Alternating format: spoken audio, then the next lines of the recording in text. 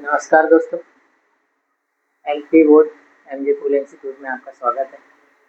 आज 10वीं क्लास की चैप्टर नंबर 1 के बारे में आज हम पढ़ चुके हैं। बहुत सारे क्वेश्चन हमने सवाल हल कर चुके हैं। ये आखिरी 2 सवाल होंगे। क्वेश्चन नंबर 5 जो आज हम करने वाले हैं, मैं एक एक सम आपको सॉल्व करवा रहा हूँ।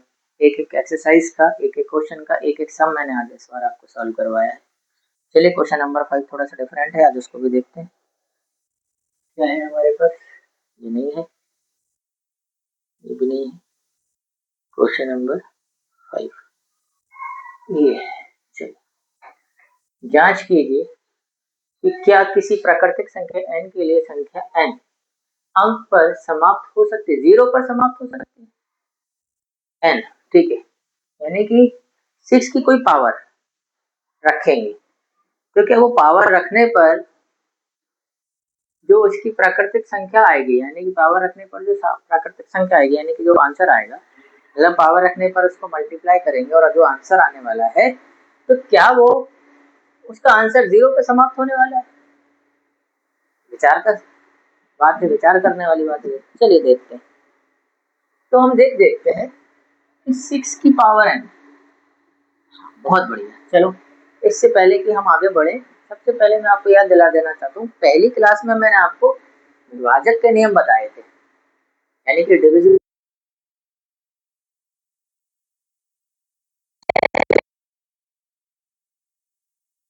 वो कौन कौन से नंबर होते हैं या 6 का नियम क्या था? तो 6 का नियम ये था कि जो संख्या 2 से और 3 से डिवाइड हो जाएगी वो 6 से भी हो जाएगी।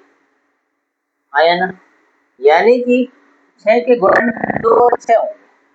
ठीक है, यानी कि 6 से जो संख्या डिवाइड होगी वो 3 से भी होगी, वो 2 से भी होगी। ठीक है, अब यानी कि इनकी पावर ये है।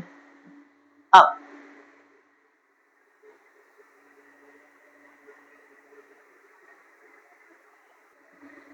चलिए, तो 6n 2n, हाँ, तो 6